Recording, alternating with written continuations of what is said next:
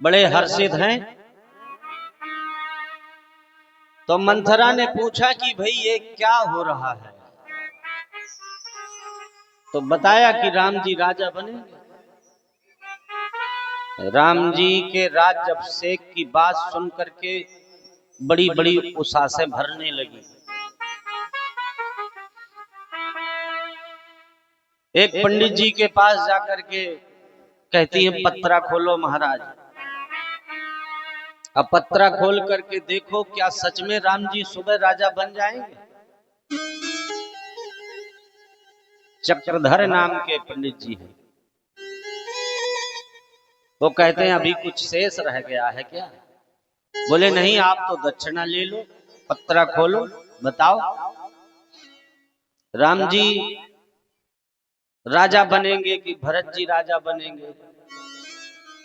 सो पत्रा खोल करके मंथरा से कहा पंडित जी ने कि तुम आंख बंद करके अपनी अनामिका उंगली, ये वाली उंगली, अनामिका उंगली को रख दो।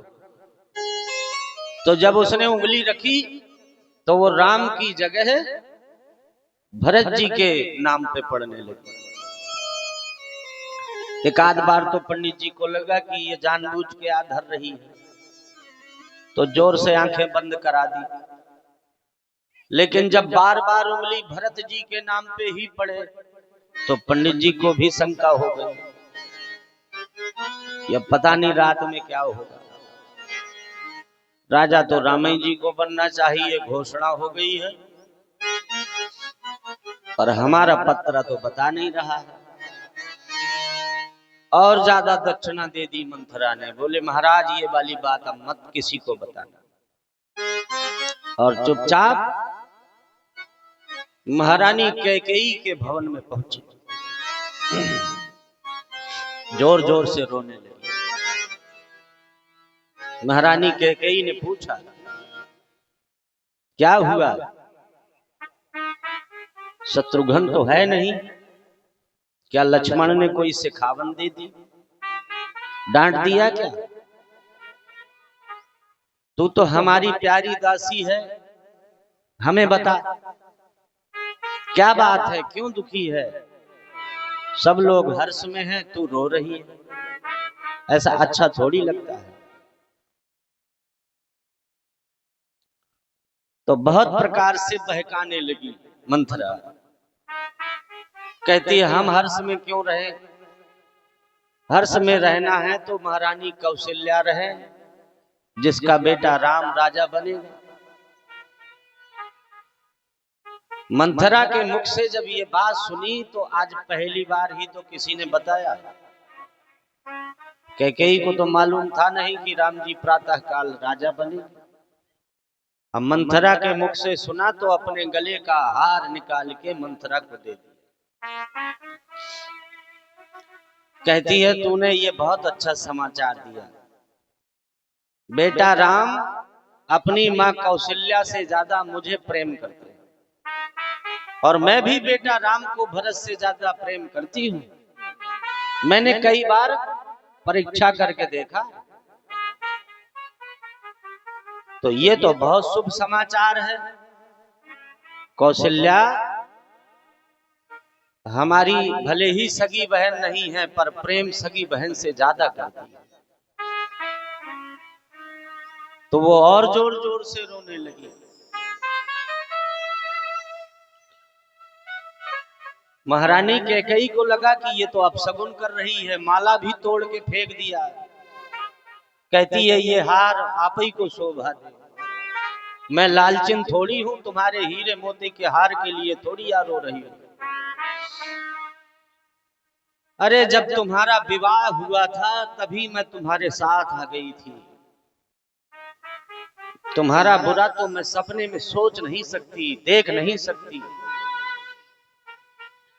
अब मैं देख रही हूं कि महारानी कौशल्या और महाराज दोनों मिलकर के तुम्हारे खिलाफ षड्यंत्र कर रहे हैं, और तुम ठहरी भोली भाली दिन भर सोती हो। तुमको क्या मालूम कि तुम्हारे खिलाफ कितना बड़ा षड्यंत्र हो रहा है। और जब महारानी कौशल्या के लिए ये ऐसी बातें बताई तो कहते महारानी कैकेयी तो नाराज हो गई, उसी का डंडा छीन करके उसके कुबड़ में मारा, गिर पड़ी। थोड़ी देर के बाद महारानी कैकेयी उसको बहलाने लगती है, समझाने लगती है कि तू तो मेरी प्यारी दासी है, ऐसी बातें क्यों करती है जिससे मुझको क्रोध आ जाए। हर्ष के समय ऐसे अपशगुन नहीं किए जाते।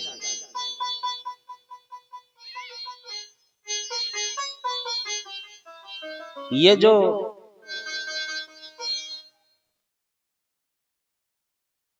काने कुबड़े जैसे लोग होते हैं ना,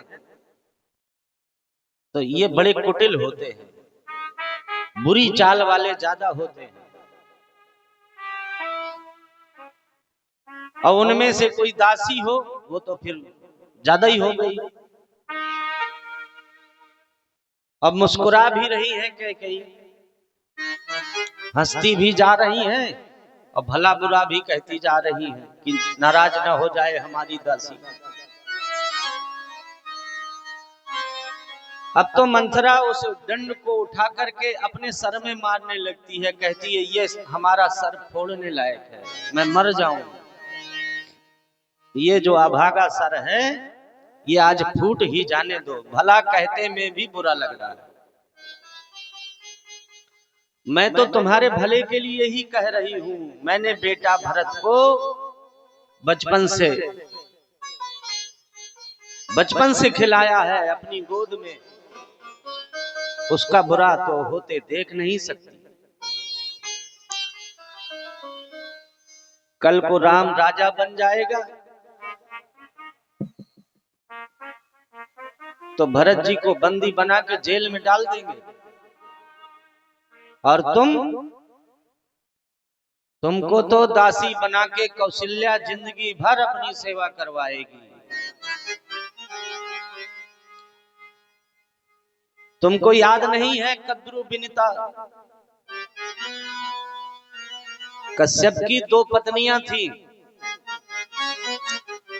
कद्रु कहते हैं सर्पों की माता को और विनिता कहते हैं हंसों की माता को।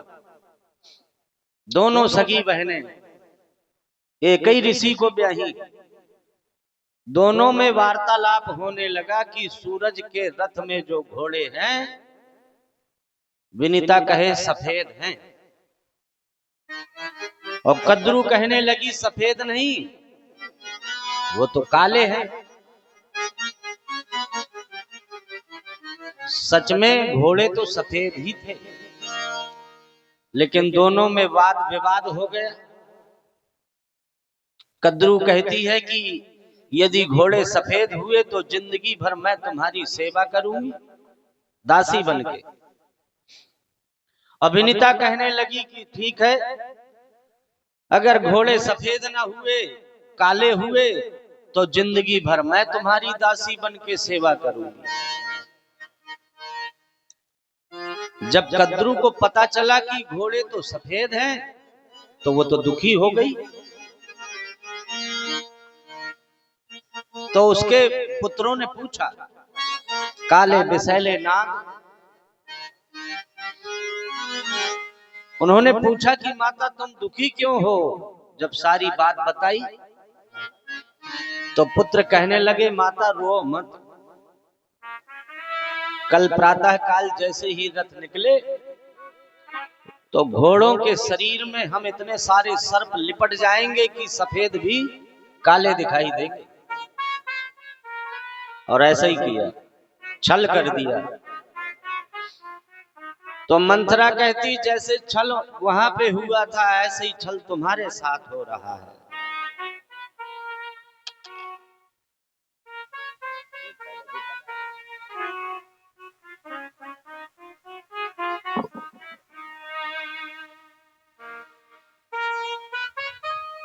बहुत प्रकार से बहकाने लगती है जब मंथरा, तो महारानी कैकेयी कहती है कि तेरे कहने से मैं जहर खा सकती हूँ, क्योंकि तू मेरी परम प्रिय है। तेरे कहने से मैं अपने बेटा भरत को लेकर के कुएं में गिर जाऊंगी, लेकिन सौत की सेवा नहीं करूंगी। आज तूने मेरी आंखें खोल दी, लेकिन तू ये बता कि राम जी राजा न बने, मेरा बेटा भरत राजा बन जाए, ये सब कैसे सुलभ होगा। अब मंथरा को लगा कि हमारी बात लगता है महारानी को जच गई, तो पुराना वृतांत सुनाती है। कहती है एक बार जब देवासुर संग्राम हो रहा था, तब महाराज दशरथ के साथ तुम भी तो थी। रथ के पहिए की कील निकल गई थी। अब पहिए की जब कील निकल जाएगी तो पहिया कितनी देर रहेगा धुरी में, और ऐसी अवस्था में यदि पहिया गिर जाएगा तो कहां आकाश मंडल में युद्ध चल रहा है, रथ अगर टूटा तो नीचे धड़ाम से गिरेगा धरती में। तो महाराज दशरथ के प्राण पखेरु उड़ जाते। ऐसे समय में तुमने अपनी उंगली उस धुरी में कील की जगह फंसा दी, और अंततः राजा दशरथ विजय को प्राप्त हुए। पर जब नीचे रथ आया, उन्होंने देखा कि उंगली धुरी में तुम डाले हो, तो तुमसे तो वो बहुत प्रसन्न हो गए कि आज तो तुमने प्राण बचा लिए हमारे, और खुश होकर के कहने लगे कि आज तुमने हमारे प्राण बचाए हैं, इसलिए तुम हमसे वरदान मांग लो। तो ऐसे तुम्हारे दो वरदान महाराज दशरथ के पास हाथी रूप में पड़े हुए हैं। आज ही का दिन है, बस अर्धरात्रि होने को है। ऐसा करो, तुम कोप भवन में चली जाओ। तो महारानी पूछती है कोप भवन में जाकर के क्या करूंगी। मंथरा ने समझाया कि कोप भवन में जाके सारे वस्त्र फेंक देना, मैले कुचैले वस्त्र पहन लेना, सारे आभूषण फेंक देना। अब महाराज आकर के बहुत प्रकार से तुमको बहलाने का प्रयास करेंगे, झूठा प्रेम दिखाएंगे, तुम उनकी बातों में मत बहक जाना, और तुरंत मत बता देना कि मुझको ये चाहिए। जब तक महाराज दशरथ राम जी की सौगंध न खा जाए, जब तक अपने मन की अभिलाषा अपने मन में ही रखना। और सब प्रकार से समझाकर मंथरा अपने कक्ष में चली जाती है, और यहाँ महारानी कैकेयी अपने सारे वस्त्र आभूषण जाकर कोप भवन में उतार के फेंक देती है।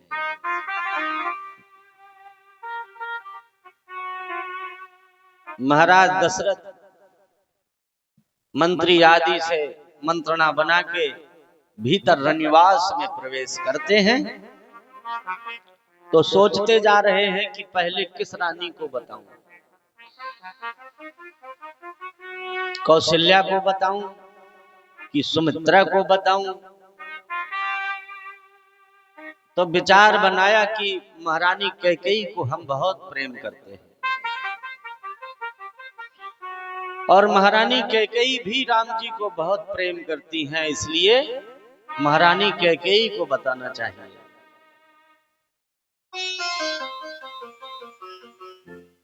अब महाराज दशरथ जाके देखते हैं तो कैकेयी के भवन में महारानी तो मिलती नहीं, दासियां मिलती हैं। दासियों से पूछते हैं कि महारानी कहाँ है।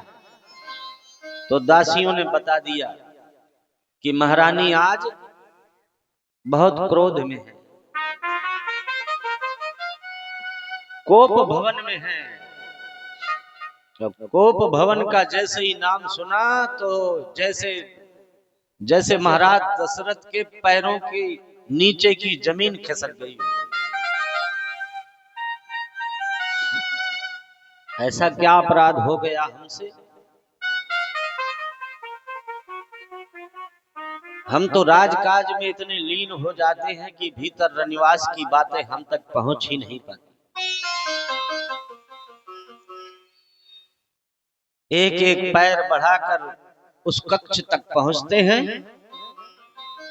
जहां महारानी कैकेयी धरती में शयन कर रही होती है।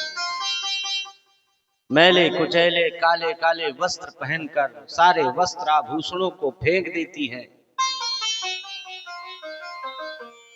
केस भी खोले हुए हैं, ऐसे लग रही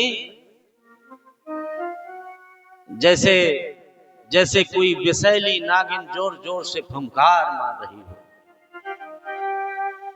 भारी भारी उसासें भर रही हैं। जैसे ही महाराज दशरथ जाकर स्पर्श करते हैं वो उठ करके खड़ी हो जाती है और दूसरी जगह जाके धरणी में लौट जाती है। बहुत प्रयास करते हैं मनाने का। महाराज दशरथ कहते हैं, हे मृगनयनी, प्राण प्यारी, पिक बहनी, हंसनी, अनेकों प्रकार से संबोधन करते हैं, मनाते हैं, लेकिन महारानी कैकेयी नहीं बोलती।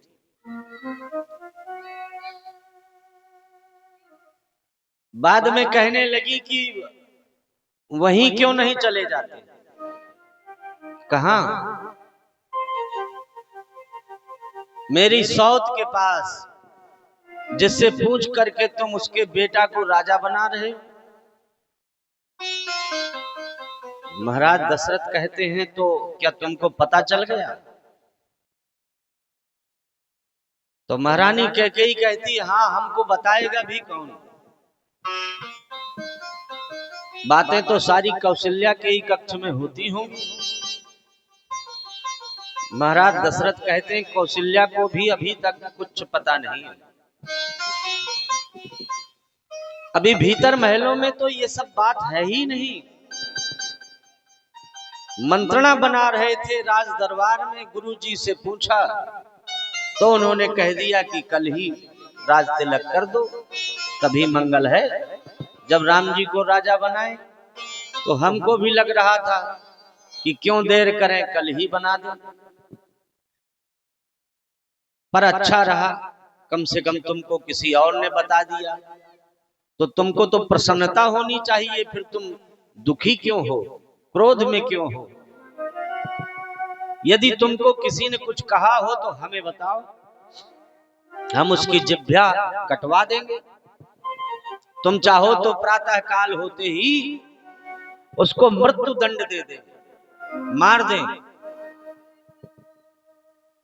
किस राजा को भिखारी बना दे बताओ,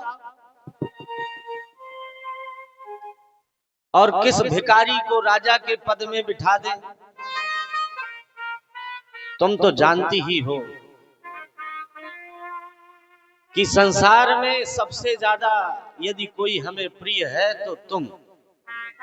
इसलिए देवी, तुम हमसे नाराज मत हो, हमें बताओ तो सही कि तुम्हारे क्रोध का कारण क्या है।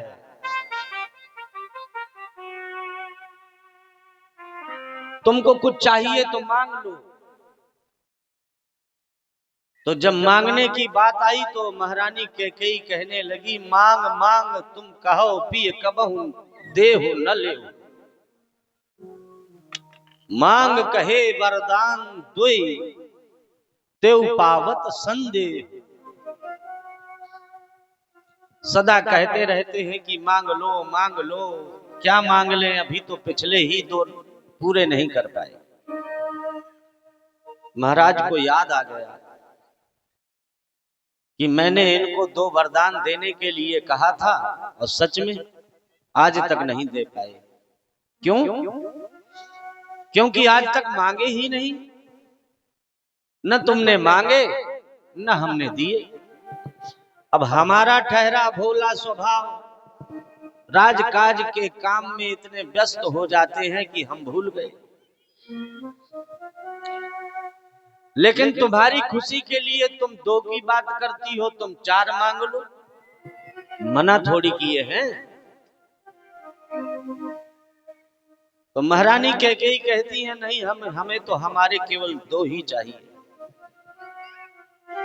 हमारी धाती है, आप कोई एहसान थोड़ी कर रहे हैं, मैंने आपके प्राण बचाए थे।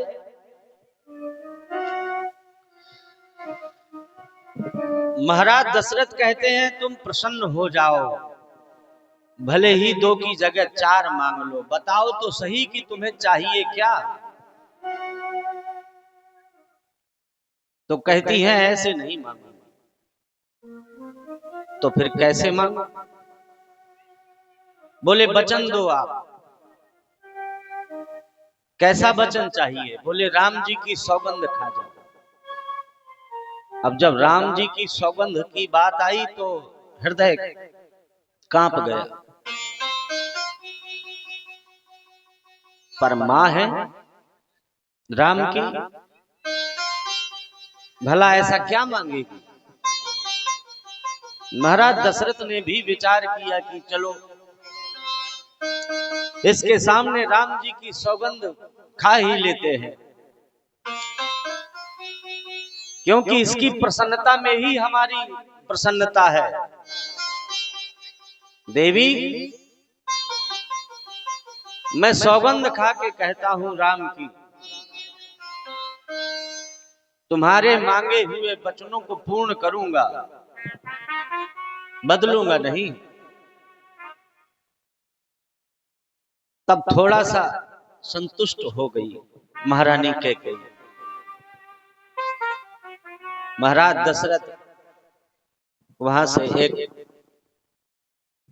साड़ी को, दुपट्टे को उठा के उसके सर में डाल देते हैं। खुले हुए केस देवी तुम्हारे अच्छे नहीं,